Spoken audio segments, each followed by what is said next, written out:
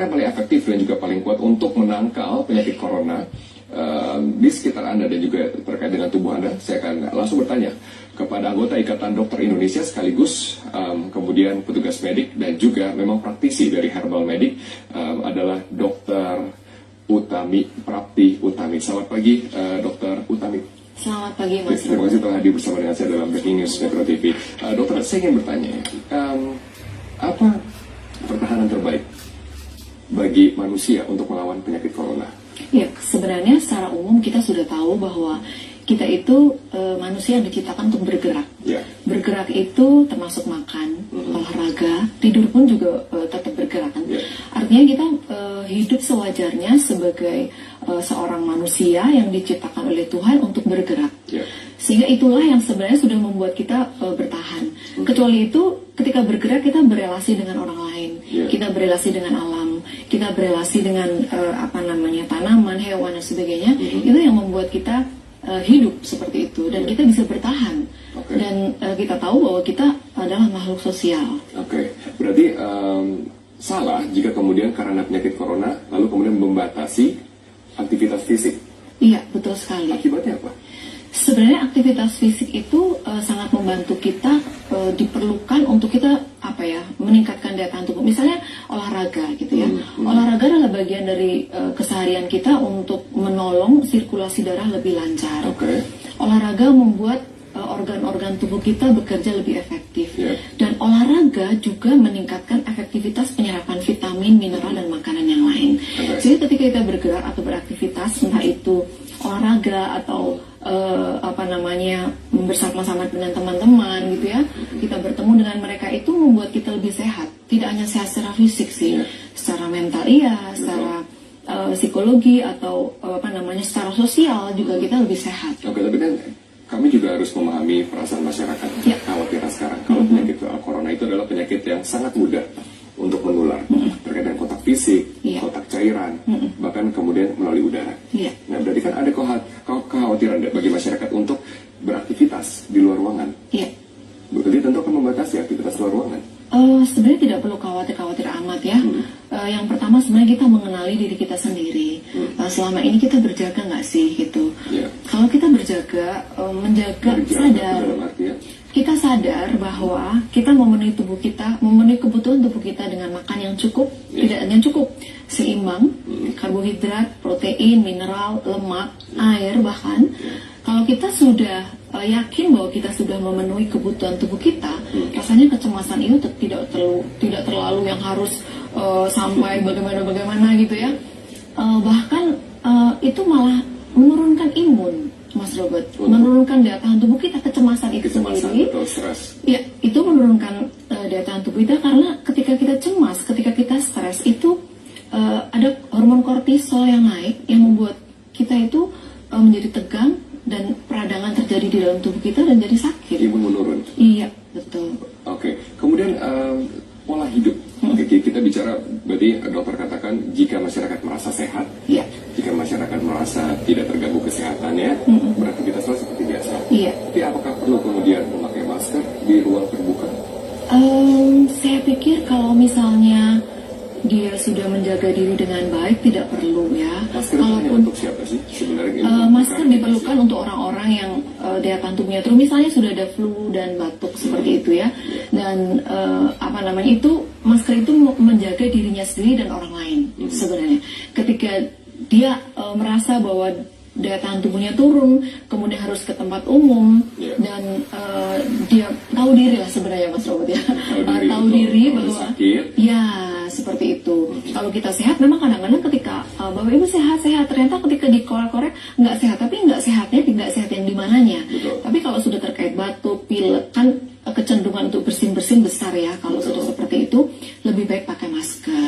Ini sama sederhananya kalau saya katakan, suspek corona sama seperti sederhananya ketika orang flu, ketika orang batuk, juga ketika orang pilek.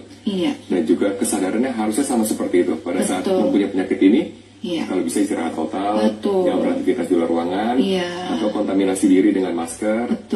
Jadi Kuncinya di tahu diri, saudara. Kuncinya di tahu diri. Tahu diri. Iya, jadi ketika kita tahu diri, kita tahu orang lain kan. Yeah. Kalau kita punya self awareness-nya baik, kita akan tidak hanya orang lain gitu, kita kemanapun kita juga berjaga supaya orang lain juga tidak menjadi sakit. Tapi ini kan menjadi sebuah kepanikan dunia bahwa penyakit corona yang memang dijelaskan oleh dokter Terawan, Menteri Kesehatan, kemudian saya mendengar penjelasan dokter sama sederhananya kok, seperti flu, batuk, demam, tapi kan menjadi kepanikan dunia dan orang melihat ini sebagai sesuatu yang mematikan. Sebenarnya mematikan tidak sih ini corona? Seperti kalau kita membicarakan banyak penyakit ya, orang mati kan bisa kapan aja, Mas Robert ya. Kalau kita mau seperti itu, corona bisa mematikan kalau dia berdiam pada tubuh yang memang sudah rentan, sudah ringkih gitu ya. Tidak ada daya tahan tubuh yang baik untuk melawan gitu. Berarti sudah punya histori penyakit. Iya, betul. Jadi ketika ada histori penyakit atau saat itu dia daya tahan tubuhnya drop. Penyakit apa yang kemudian sangat rentan terserang oleh corona kemudian mematikan? Ya, biasanya orang-orang yang sudah sepuh, yang sudah daya tahan tubuhnya turun, tentu terkait dengan imunitas ya. Jadi ada semacam kalau pertahanan itu tentaranya sudah tidak lebih kuat daripada serangan virusnya seperti itu. Nah, hal-hal seperti itu bisa dikonfirm dengan pemeriksaan fisik, secara fisik kesehatan gitu ya, dan bagaimana kehidupan sehari-hari itu sangat menentukan dia itu akan rentan nggak terserang corona seperti itu.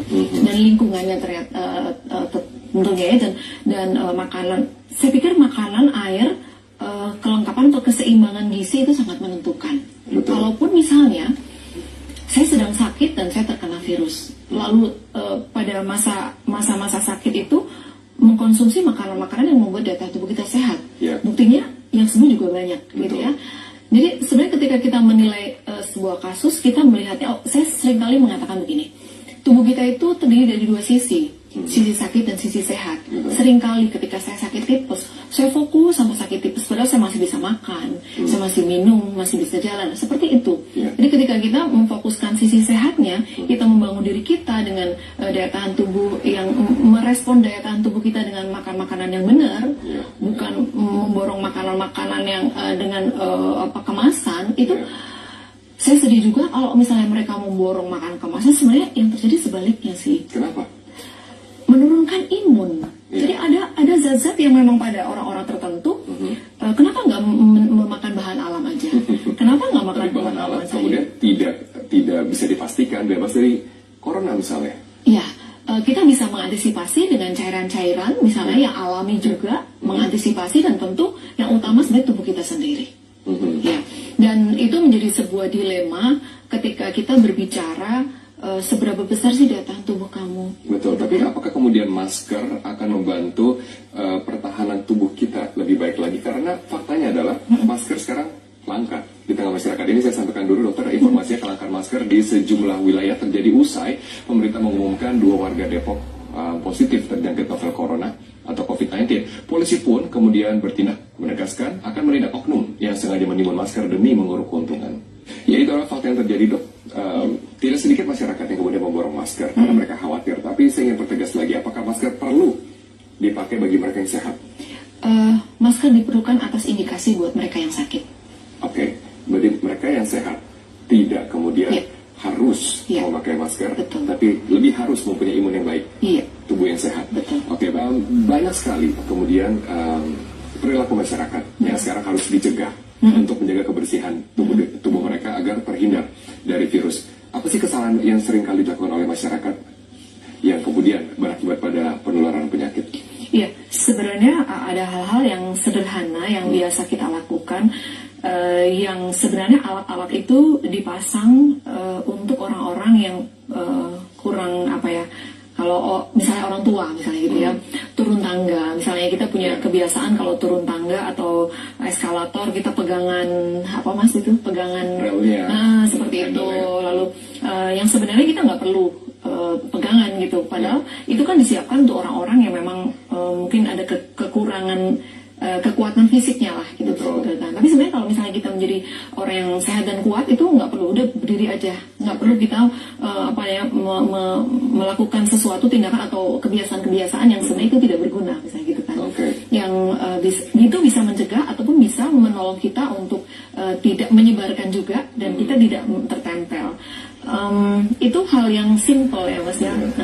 Mungkin Mas Robert atau kita semuanya bisa melihat nggak pernah terpikir bahwa itu bisa menjadi sekecil itu, tapi dampaknya ternyata bisa panjang. Betul. Dan kebiasaan kita bersin, batuk gitu ya, itu yang perlu dibiasakan untuk kita menjaga diri dan menjaga orang lain.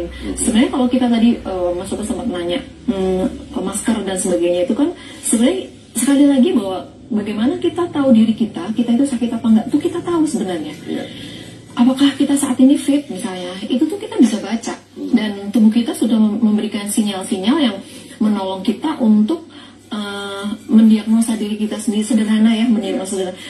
Misalnya, saya tidur hanya 3 jam semalam misalnya, maka pagi hari ini saya pasti tidak fit. Misalnya gitu. Nah, hal-hal inilah yang sebenarnya lebih kepada kita aware terhadap diri kita, situasi dan pekerjaan apa yang akan kita lakukan. Sehingga ketika kita mawas diri, waskat ya, pengawasan melekat, kita akan lebih percaya diri untuk kita juga melakukan aktivitas dan membantu orang lain untuk juga menyadari diri sendiri gitu. Karena kadang-kadang belum tentu orang lain itu sadar kalau dia sakit gitu. Nah, itu yang sebenarnya perlu dibangun untuk kita bisa mencegah tadi ya, mencegah lebih baik daripada itu jargon aja, tapi sebenarnya itu bagus banget gitu loh. Mencegah lebih baik daripada mengobati gitu kan. Dari pengalaman Anda dok, sebagai petugas medik selama bertahun-tahun, apakah kemudian tingkat kesadaran kita terhadap kesehatan diri sendiri sudah dalam tahap yang baik atau masih dalam tahap yang memprihatinkan? Benar, tahap yang memprihatinkan sampai sekarang. Iya. Kenapa? Ada banyak sekali hal yang sebenarnya hal ini dimulai dari keluarga. Bagaimana orang tua itu siap untuk berkeluarga dan bagaimana orang tua itu adalah guru yang pertama untuk anak-anaknya. Nah, bayangkan saja seandainya seorang ibu muda hamil kemudian menyusui, lalu ketika menyusu dia bermain gadget, ngebayang aja kan radiasi itu kadang-kadang tidak disadari. Nah, siapa yang mau ngomongin kalau bukan keluarganya seperti itu kan. Budaya di dalam keluarga itu sangat menentukan attitude anak-anak, attitude kesehatan maupun perilaku yang menolong anak ini tumbuh menjadi lebih baik. Nah, itu yang mungkin perlu terus dilakukan untuk orang-orang yang sadar. Nah, bersyukurnya sekarang ada komunitas-komunitas sehat yang saling mengisi, saling mendukung, saling mengingatkan, tapi masih sedikit sekali. Buktinya yang lari ke mall menyerbu segala bahan baku lebih banyak dari mereka. Nah, itu adalah sebuah tanda bahwa pertahanan atau kesadaran diri harus terus dibangun. Dan yang dibeli memang banyak yang berhubungan dengan higienitas atau sanitasi, tapi juga tidak sedikit yang kemudian membeli makanan-makanan instan yang kemudian tidak sebagus itu juga dampaknya kan, meningkatkan imun tubuh. Oke, ini menjadi perdebatan di tengah masyarakat. Apakah hand sanitizer efektif dalam membunuh kuman yang ada di tangan? Iya, ada yang pro dan kontra ya. Sebenarnya ada orang-orang yang tidak biasa dengan hand sanitizer karena tubuh kita itu kan terdiri dari mikrobioma, terdiri dari bakteri, virus, yeast, parasit yang baik gitu ya. Dan ketika kita kalau kita menggunakan hand sanitizer yang secara tidak tepat, itu secara tidak tepat caranya atau hand sanitizer yang salah? Kandungannya? Dua-duanya bisa, karena akan lebih tepat kalau misalnya kita di tempat umum ya, kotor, itu sangat baik. Tapi frekuensinya itu yang menjadi masalah sebenarnya. Ketika kita sering-sering menggunakannya, kita akan jadi nggak balance gitu. Jadi membunuh bakteri, maka bakteri baiknya akan mati juga. Jadi akan tidak seimbang. Berarti terlalu sering buruk. Iya, betul. Jadi ketika kita tahu bahwa ini tempat umum menggunakan hand sanitizer, kalau misalnya bisa yang ramah lingkungan itu lebih bagus gitu. Karena menggunakan hal-hal tersebut ada orang-orang misalnya tadi ya, ada komunitas-komunitas sehat yang sudah sadar hidup sehat menggunakan hand sanitizer yang alami, bisa bikin sendiri misalnya gitu. Itu sangat baik, sangat bersahabat. Dan selain itu sebenarnya signifikansinya adalah sebenarnya kepada kembali lagi yang Mas Sobat tadi bilang ke daya tahan tubuh kita sendiri gitu. Dan kita kan sebenarnya itu mencegah supaya tidak bertambah banyak bakterinya di tangan. Frekuensi baiknya berapa sering atau berapa lama sekali? Tergantung aktivitasnya sebenarnya ya. Kalau kita mau mengatakan seberapa sering, misalnya kita di rumah tidak banyak terkontaminasi, mungkin ketika setelah di kamar mandi kita cuci gitu ya, atau ketika mau tidur kita cuci tangan gitu. Hal-hal seperti itu sangat aplikatif sekali ketika dihubungkan dengan pekerjaan, dengan aktivitas, keberadaan kita ada di mana. Gitu. Pekerja, kita ambil pekerja yang harus kemudian beraktivitas dalam sarana transportasi, di kantor, berinteraksi, pulang dalam sarana transportasi. Berapa lama sekali? Misalnya saya saya akan pergi dan setelah naik transportasi saya akan masuk ke kantor misalnya ya, maka saya cuci tangan misalnya. Tapi seberapa jauh? Sampai di kantor. Sampai di kantor. Tapi seberapa jauh sih saya melakukan misalnya memegang sesuatu gitu? Sebenarnya kita bisa tahu sih. Sesuatu tuh banyak, bisa pulpen, misalnya gini, kayak pegangan misalnya, atau pegangan kereta, handle, atau ketika naik bus atau naik kereta itu seberapa sering kita memegang? Seperti itu. Sebenarnya kita bisa. Sekali lagi kita bisa melihat seberapa banyak kita terkontaminasi bakteri atau virus atau kotoran-kotoran itu yang akhirnya kita sadari kita perlu nggak sih? Gitu. Jadi tidak harus semua pakai hand sanitizer. Mungkin saya terlalu ekstrim ya, tidak umum juga. Tapi ketika saya ketemu dengan teman-teman yang memang memiliki kesadaran sehat, kita cukup dengan air mengalir cukup, misalnya tanpa sabun. Sekali lagi, aktivitas apa yang dia sudah lakukan, misalnya seperti itu. Misalnya ada yang karena apa ya Mas Robert ya, itu akan menimbulkan kecemasan yang kalau nggak paham, itu akan menimbulkan kecemasan dan malah akan merusak seperti itu. Secara psikologis. Kemudian kita adalah makhluk organik. Bakteri itu kan organik juga, virus juga organik. Nah, bagaimana kita memperlakukan diri kita supaya organik itu makhluk hidup itu tidak overgrowth. Seperti itu sebenarnya, sesederhana itu, dan tidak ada rumus yang tepat. Nanti kalau habis ini 3 jam sekali 3 jam sekali terlalu cepat, terlalu pendek. Sekali lagi, aktivitas kalau di kantor, ini mungkin subjektif ya. Masuk sebelum masuk ke kantor, dari transportasi masuk kantor, bekerja, lalu pekerjaannya apa? Misalnya saya bertemu dengan pasien, saya menyentuh pasien, maka saya harus cuci tangan dong. Tergantung kalau sebagai dokter saya memeriksa pasien, saya selalu terkontaminasi. Maka setiap kali setelah ketemu pasien, saya cuci tangan. Coba kurang dari 1 jam misalnya. Atau misalnya pekerja kantor yang ngetik lalu siang dia keluar masuk, mungkin cukup 3 kali sehari. Misalnya seperti itu. Berarti tergantung dari aktivitasnya. Sebenarnya gini, tergantung dari aktivitasnya mungkin. Tergantung dari body contact. Sentuhan. Bisa jadi begitu. Terhadap manusia. Kemudian banyak juga yang walaupun sudah dikampanyekan sejak saya kecil, tapi banyak yang belum begitu paham cara mencuci tangan yang baik dan benar. Boleh bisa jelaskan lebih lanjut mengenai hal ini? Iya. Memang sudah banyak ya bahkan dibuat TikTok dan sebagainya. Sebenarnya tangan kita itu kan dari 2 permukaan di telapak dan punggung. Nah, ini yang perlu dibersihkan. Ada lipatan-lipatan tangan. Sebenarnya itu sudah sangat familiar untuk teman-teman, dan hanya memang itu diberikan kepada orang-orang yang ada dulu waktu kita mau operasi, caranya cuci tangan begitu gitu. Tapi sekarang sudah sangat luas ya, lakukan aja seperti itu gitu. Karena apa Mas Robert? Ada efek yang tidak baik itu untuk orang-orang yang memiliki kulit sensitif. Sehingga dia mesti melihat baik hand sanitizer-nya sendiri atau cara mencuci tangannya gitu. Itu kan pertama kali diputar di sini, lalu punggungnya gitu ya, lipatannya dibasahin dulu, kasih sabun seperti di punggungnya, lalu ujung-ujung kuku lipatannya, dan itu semuanya ada tujuannya, karena memang di sanalah ya kita nggak pegang pun juga bakteri ada di tubuh kita gitu. Itu sih yang mungkin bisa diaplikasikan. Cuci tangan seperti itu secara umum ya seperti itu. Kalau misalnya sudah biasa ya seperti cuci tangan biasa, gerak lalu begitu ya. Itu yang menjadi habit yang baik seperti itu. Betul.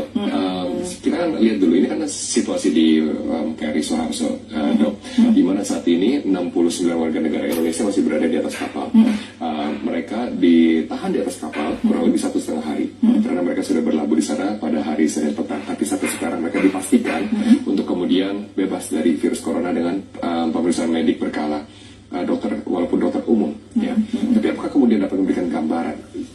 bagaimana treatment medik yang tepat dan bagaimana sebenarnya proses dari treatment suspek corona yang harus dijalankan sesuai dengan standar internasional. Iya, sebenarnya kalau misalnya pemerintah ataupun dinas kesehatan sudah mencegah bagaimana merawat bagaimana dari pola makan. Pola makan, pola hidup, semuanya benar-benar memperkuat imun gitu ya. Iya, semuanya dilakukan secara natural, imun. betul. Ya. Nah, kenapa ada dokter spesialis? Karena memang perlu controlling, kita perlu evaluasi, perlu monitoring. Kalau memang tidak perlu obat, ya nggak perlu minum obat, ngapain gitu kan? Iya. Karena tubuh kita sendiri sudah bisa self healing juga ada dari makanan-makanan yang ada. Nah, saya pikir itu juga yang saya dapatkan waktu kuliah ya.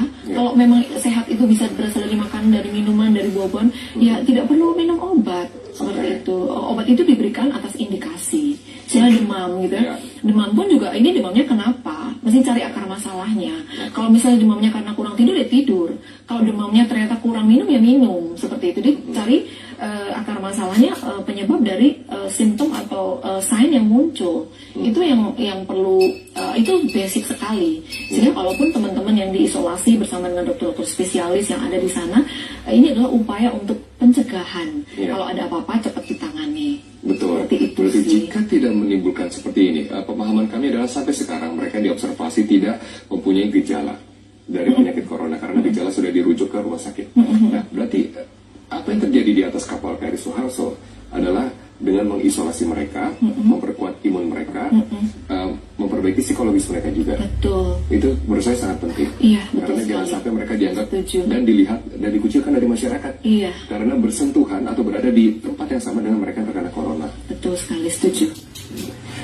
Psikologis ini penting dong, karena saya juga menyoroti, saya juga kemudian menentang ini pada saat kita melihat pasien corona sebagai seorang korban. Memang benar korban, tapi kita tidak bisa menyalahkan mereka untuk menyebarkan corona di Indonesia.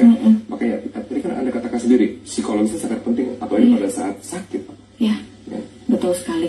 Sebenarnya hal seperti itu sudah terjadi ya untuk orang Indonesia. Misalnya dulu, misalnya TB paru, itu kan juga dikucilkan misalnya. Tapi sekarang sudah menjadi hal yang dimengertikan melalui edukasi. Jadi media itu sangat penting untuk mengedukasi masyarakat. Itu nggak apa-apa dulu HIV/AIDS coba.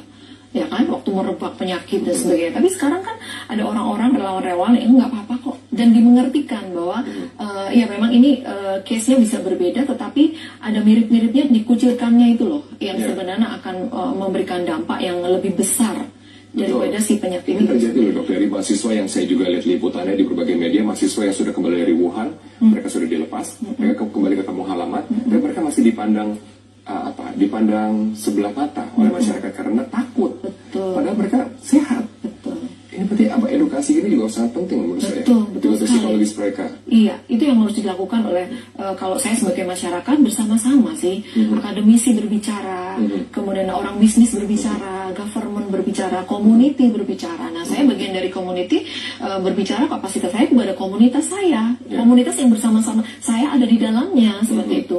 Saya menjadi komunitas bersama teman-teman yang lain yang mereka juga punya expert macam-macam. Saya belajar dari mereka. Kita saling belajar, bertukar pikiran bagaimana caranya supaya kesadaran diri itu kesadaran untuk mau belajar, yang akhirnya mau menghargai orang dan mau mengerti kan, ternyata dia sudah sehat kok. Kenapa kita membuat dia sakit? Itu kan juga salah secara sosial. Tetapi memang faktanya adalah ada pasien yang sembuh dari penyakit corona tapi dapat kembali terjangkit. Itu juga menakutkan bagi masyarakat. Betul sih memang. Tapi sekali lagi kita mesti juga terus, tugas mengedukasi itu nggak habis-habis sih mas.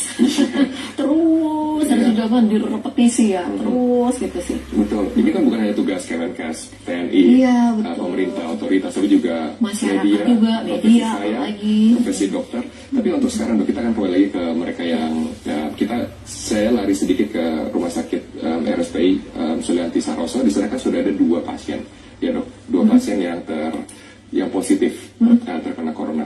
Statement dari Pak Presiden, kemudian 7 suspek, 7 terduga.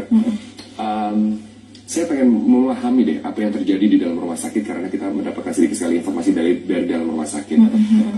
Bagaimana cara pengobatan mereka terkait dengan kasus corona? Kita bicara mengenai 2 pasien yang sedang dirawat. Ya tentu rumah sakit yang mengisolasi itu kan sebenarnya menjaga dirinya dan menjaga lingkungan kan. Yang dilakukan adalah melindungi pasien, melindungi ruangannya, sterilitasnya, kemudian melindungi petugas kesehatan, dan segala peralatan dan semuanya. Dan ketika orang itu diisolasi, sebenarnya menyelamatkan dia supaya tidak lebih berat kalau ketemu dengan orang-orang lain yang sakit. Karena kan dia sudah sakit, ketemu orang lain yang sakit, dia akan lebih sakit lagi gitu. Tentu diberikan treatment, kalau misalnya dia terkena karena virus, ya antivirus, dan tentu imunnya dinaikkan. Imunostimulan pasti diberikan gitu. Kemudian obat-obat antivirus dan yang mungkin berlaku yang karena ilmu pengobatan terus berkembang ya. Saya pun juga nggak bisa mengikuti karena di rumah sakit dan ilmu kedokteran itu sangat cepat berkembang. Akan diberikan treatment yang terbaik pastinya.